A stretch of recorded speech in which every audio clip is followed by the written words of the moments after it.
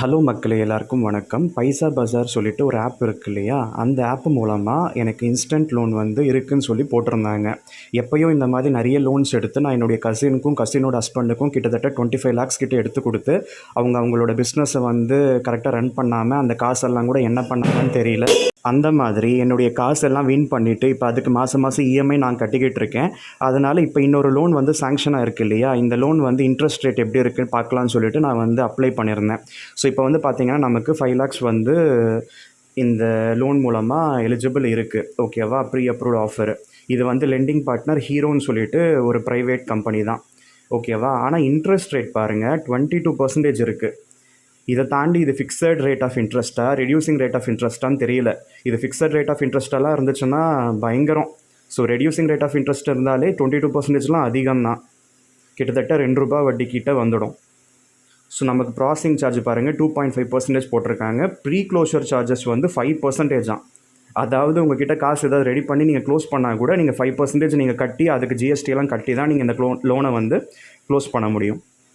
So இது வந்து interest rate எப்படி இருக்குன்னு பார்ப்போம். It represent the total yearly cost of borrowing money expressed as a percentage of the principal loan amount. So fixed rate of இன்ட்ரெஸ்ட்டாக reducing rate of இன்ட்ரெஸ்ட்டான்னு சொல்லலை. இப்போ இது வந்து பார்த்திங்கன்னா லோன் அப்ளிகேஷனை ஹேண்டில் பண்ணுறதுக்கு அந்த லோன் அமௌண்ட்டில் ஒரு பர்சன்டேஜ் வந்து ப்ராசஸிங் ஃபீயாக பிடிப்பாங்க. ஸோ இது வந்து பார்த்திங்கன்னா it is the fee for paying off an entire loan amount before the end of its term. அதாவது அந்த லோன் டென்யூருக்கு முன்னாடி காசை ரெடி பண்ணி நீங்கள் ஃபோர் க்ளோஷர் பண்ணணுன்னாலும் ப்ரீ க்ளோஷர் பண்ணணுன்னாலும் உங்களுக்கு 5% தான். இதெல்லாம் ரொம்ப டூ மச்சு. நார்மலாக இதை விட கம்மியாக தான் சார்ஜ் பண்ணுவாங்க. மேக்ஸிமம் 3.5% வரையும் இருக்கும். ஆனால் ஒரு சில ப்ரைவேட் கம்பெனி இந்த மாதிரி ஃபோர் க்ளோஷர் சார்ஜஸ், அதாவது முன்கூட்டியே வந்து காசு ரெடி பண்ணி கட்டினா கூட நமக்கு வந்து சார்ஜஸ் கட்டி தான் நம்ம க்ளோஸ் பண்ண முடியும். அப்படி இல்லை, மாதம் மாதம் இஎம்ஐ கட்டுறோன்னா வட்டி அதிகமாக தான் இருக்கும். நமக்கு எப்படியும் நஷ்டம்தான்.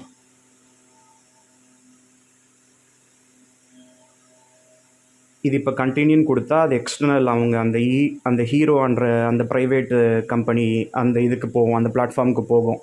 அதுக்கப்புறம் ஒரு சில டீட்டெயில்ஸ்லாம் ஃபில் பண்ணி நம்ம ஓடிபி பேஸ் பண்ணி நம்ம இந்த லோன்ஸ் எல்லாம் ஈஸியாக எடுத்துக்கலாம்னு தோணுது.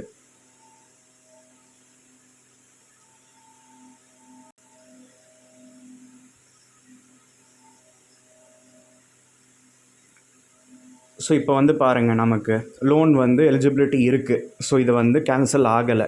ஸோ 5 லட்சம் வரையுமே எடுத்துக்கலாம். 48 மாதம் தான் மேக்ஸிமம். ஓகேவா? மினிமம் 36 மாதம், 3 வருஷத்துலேருந்து 4 வருஷம் வரையும் தான் எடுக்க முடியும். ஸோ இஎம்ஐ வந்து பாருங்கள், நமக்கு ₹15,753 வருது. கிட்டத்தட்ட மந்த்லி 16,000 கட்டணும். 4 வருஷத்துக்கு கட்டணும். ஸோ இந்த அமௌண்ட்டை விட கம்மியாகவும் எடுத்துக்கலாம், இந்த டென்யூரை விட கம்மியாகவும் எடுத்துக்கலாம்.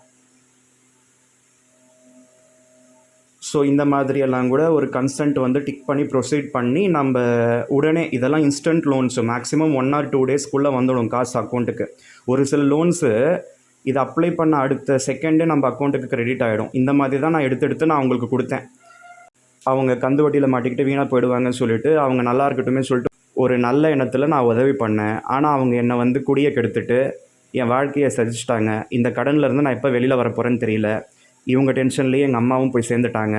அக்கத்து பக்கத்துக்காரங்களும் வந்து இஷ்டத்துக்கும் பேசுகிறது, இஷ்டத்துக்கும் யோசிக்கிறது, வக்கனையாக வைத்தறிச்சல் கொட்டிக்கிட்டே தான் இருக்குதுங்க. அதனால் எல்லோரும் வந்து சேர்ந்து வாழணும்னு நினச்சா தான் வாழ முடியும் போல். எல்லோரும் சேர்ந்து நம்மளை வைத்தறிச்சல் கொட்டிக்கிட்டே இருந்தால் அதுக்கேற்ற மாதிரி தான் நமக்கு பிரச்சனை வந்துக்கிட்டே இருக்கும். நல்லவங்க வந்து பக்கத்தில் இருக்கணும். ஒரு இளவுக்கு கூட எந்த நாயும் வந்து எட்டி பார்க்கல. ஆனால் வீட்டில் இருக்கவங்க எப்போ சாவாங்கன்னு காத்து கிடந்தாங்க. இத்தனைக்கும் வந்து பிராமின் குடும்பத்தை சேர்ந்தவங்க. ஒரு சிலர்லாம் வந்து குலங்கோத்திரம் தெரியாதவங்க. குலங்கோத்திரம் தெரிஞ்சவனும் அப்படி தான் இருக்கான், குலங்கோத்திரம் தெரியாதவனும் அப்படி தான் இருக்கான். வயிற்றுச்சில் கொட்டிக்கிட்டு வாழ்கிறதெல்லாம் ஒரு வாழ்க்கையா? நீ எப்படியும் எனக்கு உதவி கிடையாது, உபதிரமாக இல்லாமல் இருக்கணும்ல. எதுக்கு கேனத்தனமாக எப்போ பார்த்தாலும் அடுத்தவனை பற்றி யோசிக்கிறேன்? அடுத்தவனை பற்றினா என்னை வந்து டார்கெட் பண்ணி எல்லோரும் வந்து புரளி பேசிக்கிறது, புறம்போக்கு மாதிரி பேசிக்கிறது. எல்லாம் புறம்போக்குங்களும் வந்து புறம்போக்கு வாழ்க்கை வாழ்ந்துக்கிட்டு வக்கனையாக இருக்குதுங்க. நான் தான் இன்றைக்கி கெட்டு போயிட்டேன். இன்றைக்கி எங்கள் அம்மா செத்து போயிருக்காங்க. 25 லட்சம் கடனாளியாக உட்காந்துக்கிட்டு இருக்கேன். அவங்க வீட்டிலலாம் இந்த நாய்ங்க வந்து புறம்போக்கு நாய்ங்கன்னா இதுங்க வீட்டுக்கு வேறு வந்து போகுதுங்க. ஏகப்பட்ட பேர் வந்து போகுதுங்க. கண்டதும் கதை அழுக்குதுங்க. கண்ட மைண்டு வாய்ஸ் எல்லாம் ஏற்றிக்கிட்டு போகுதுங்க. இதுங்களும் கெட்டு வரவங்க போகிறவங்களெல்லாம் கெடுத்து விட்டு என்ன எதுக்கு டார்கெட் பண்ணி அசிங்கப்படுத்துகிறாங்கன்னு தெரியல. நான் என்ன சொல்கிறேன்னா, ஒரு நல்ல டிசிஷன் எடுக்கணும்னா அப்போ வந்து நமக்கு ரிலாக்ஸாக இருக்கணும். நமக்கு எந்த மென்டல் டார்ச்சரும் டிஸ்டர்பன்ஸும் இருக்கக்கூடாது. அப்போ வீட்லேயும் வந்து டார்ச்சரு, வெளியிலையும் டார்ச்சரு, எத்தனை மன உளைச்சலில் நம்ம ஒரு டிசிஷனை கரெக்டாக எடுக்க முடியாது. டக்குன்னு தப்பு பண்ணிவிடுவோம். இந்த மாதிரி லோன்ஸ் எல்லாம் எடுத்து நான் என்னுடைய கசின் அந்த எங்கள் அம்மா கிட்ட வளர்ந்தான்னு சொல்லி கூட பிறக்காத பிறப்பான்னு நினச்சி நான் வந்து தப்பு பண்ணிட்டேன். ஆனால் அவங்க என்னை வந்து மனுஷனாக கூட மதிக்கலை. என்கிட்ட காசு சுருட்டணும் தான் நினச்சாங்க. காசு சுருட்டி அவங்களும் வந்து வாழலை, என்னையும் வாழ விடலை. வீணாக போயிட்டு எங்கேயோ போய் உட்காந்துக்கிட்டு இருக்காங்க. இப்போ ஃபோன் பண்ண எடுக்க மாட்டேங்கிறாங்க. 4 மாதமாக மாதத்துக்கு இஎம்ஐ 80,000 ரூபாய் நான் கட்டி வச்சுருக்கேன். 3 லட்சம் ரூபாய் எனக்கு இந்த 4 மாதம் நான் எப்படியெல்லாம் கஷ்டப்பட்டு கட்டி வச்சுருக்கேன்னு எனக்கு தான் தெரியும். இன்னும் அந்த அவுட்ஸ்டாண்டிங் வந்து பார்த்திங்கன்னா 20 லட்சம் இருக்குது. மொத்தமாக 24 லட்சம் அவங்களுக்கு நான் கடனை வாங்கி கொடுத்தேன். இப்போ இவ்வளோ அமௌண்ட்டுக்கு ஒரு வீடு வாங்கி போட்டிருந்தா கூட எனக்கு இன்னொரு அசெட் இருந்திருக்கும். என் கடனுக்கு நான் தீர்த்துக்கிறது எப்படி இருக்குது? கண்ட நாய்ங்களுக்கு கடனை வாங்கி கொடுத்து நான் எப்படி தீர்த்துக்கிட்டு உட்காந்துக்கிட்டு இருக்கேன்? தேவை எனக்கு. இப்போ தீக்காமல் போனால் என் வாசலில் வந்து நிற்பானுங்க. ஒரு லோன் கிடையாது, 2 லோன் கிடையாது, இந்த மாதிரி 8 லோன் போட்டிருக்கேன். 8 தலைவலி. 8 பவுன்சிங் ஆச்சுன்னா ஒரு மாதத்துக்கே 7,000 ரூபாய் 8,000 ரூபாய் பவுன்சிங் சார்ஜஸே வந்துடுது. என்ன பண்ணுவேன் நான்? அவனுக்கு வந்து பூர்வீக சொத்தெல்லாம் கிடைக்கிது. எப்படியோ வந்து 10,000 ரூபாய்க்கு வாங்கின நல்லெல்லாம் இன்றைக்கி கூட பல லட்சம் தேருது. எனக்கு அந்த மாதிரி என்றைக்கும் நடந்தது கிடையாது. என் காசை தான் நான் எழுந்துட்டு உட்காந்துக்கிட்டு இருக்கேன். கடுப்பாக இருக்குது இதெல்லாம் நினச்சி பார்த்தா. கம்பேர் பண்ணால் கடுப்பாக இருக்குது. இந்த காலத்துலலாம் கூட பிறந்தவங்களுக்கு யாரும் வந்து ஒரு பைசா கூட கொடுத்து உதவிக்க மாட்டாங்க. ஸோ ஈவன் பெற்றவங்களே கூட பிள்ளைங்களுக்கு வந்து கொடுத்து உதவிக்காத ஒரு உலகத்தில் தான் நம்ம இருக்கோம். ஓகேவா?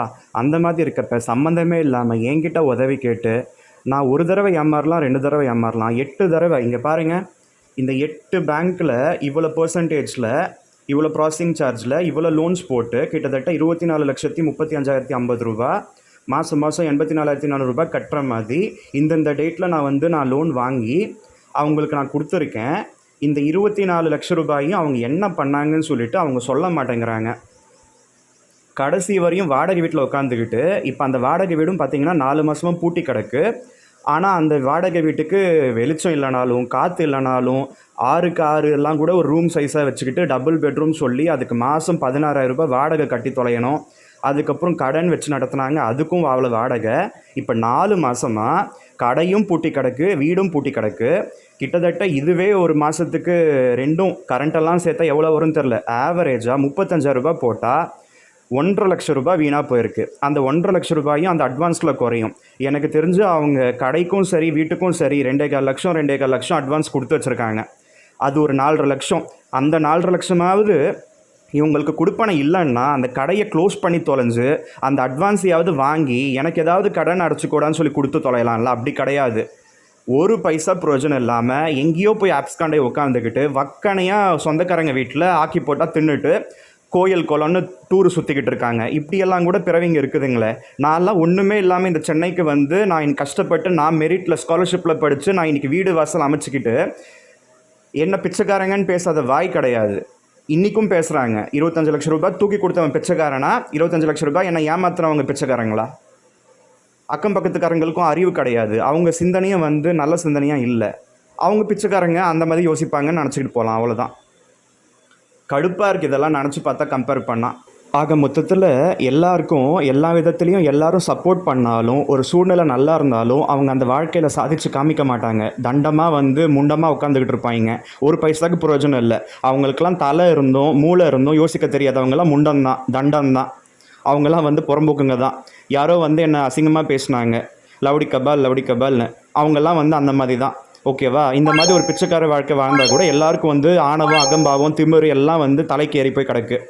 நான் மட்டும் எந்த சப்போர்ட் இல்லைனாலும் எல்லாம் குடைச்சல்லையும் நான் வந்து வாழ்க்கையில் முன்னுக்கு வந்து இன்றைக்கி வந்து கல்யாணம் இல்லை, குழந்தை இல்லை, எதுக்கடா வாழ்க்கைன்னு சொல்லிட்டு நான் உட்காந்துக்கிட்டு இருக்கேன். நல்லவங்களுக்கு அவ்வளோதாங்க மரியாதை.